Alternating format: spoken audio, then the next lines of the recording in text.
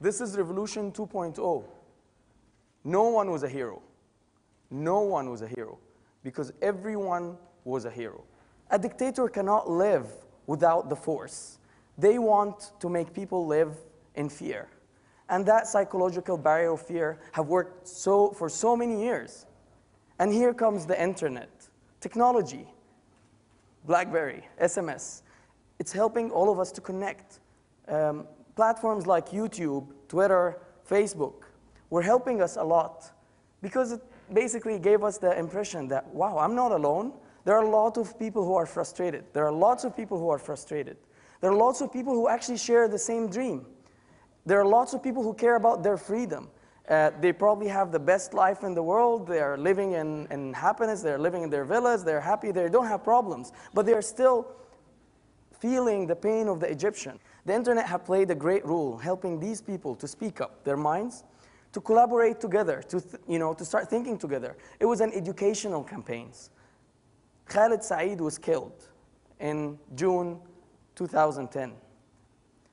The photo, I still remember the photo. I still remember every single detail of that photo. The photo was horrible. He was tortured, brutally tortured to death. But then what was the answer of the regime? He choked on a pile of hash. That was their answer. He's a criminal. He's someone who, escaped from all these bad things. But people did not relate to this. People did not believe this. Because of the internet, the truth prevailed, and everyone knew the truth. And everyone started to think that this guy can be my brother. He was a middle-class guy. His photo was remembered by all of us. A page was created. An anonymous administrator was basically inviting people to join the page, and there was no plan. We didn't know what are we going to do. I don't know. In few days, tons of thousands of people were there, angry Egyptians who were asking the Ministry of Interior Affairs, enough, get us, get those who killed this guy, to just bring them to justice. But of course, they don't listen. It was an amazing story how everyone started feeling the ownership. Everyone was an owner in this page. And things have developed until the Tunisian Revolution. This whole page was again managed by the people. In fact, the anonymous admin job was to collect the ideas, help people to vote on them, and actually tell them what they are doing. People were taking shots and photos. People were reporting violations of human rights in Egypt. People were suggesting ideas. They were actually voting on ideas. And then they were executing the ideas. People were creating videos. Everything was done by the people to the people. And that's the power of the internet.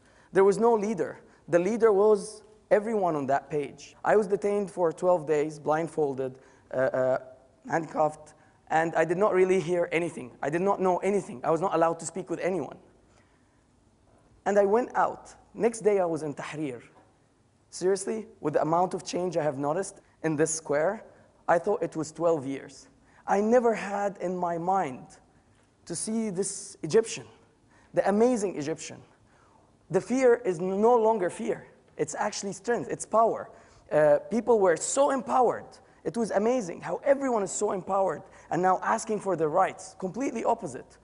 Extremism became tolerance. All the stereotypes that the regime were trying to put on us through their so-called propaganda or mainstream media are proven wrong.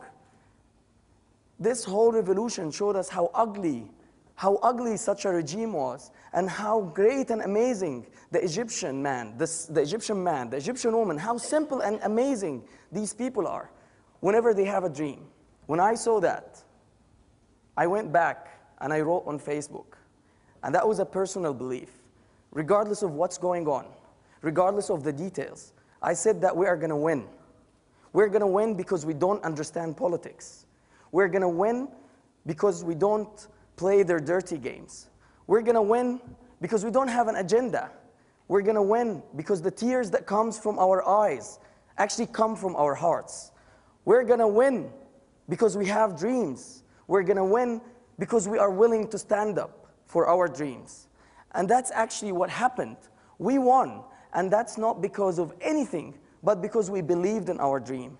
The winning here is not, the whole details of what's going to happen in the political scene. The winning is the winning of the dignity of every single Egyptian. I had this taxi driver telling me, listen, I am breathing freedom.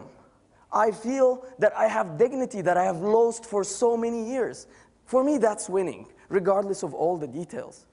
My last word to you is a statement I believe in, which is, Egyptians have proven to be true, that the power of the people is much stronger than the people in power. Thanks a lot.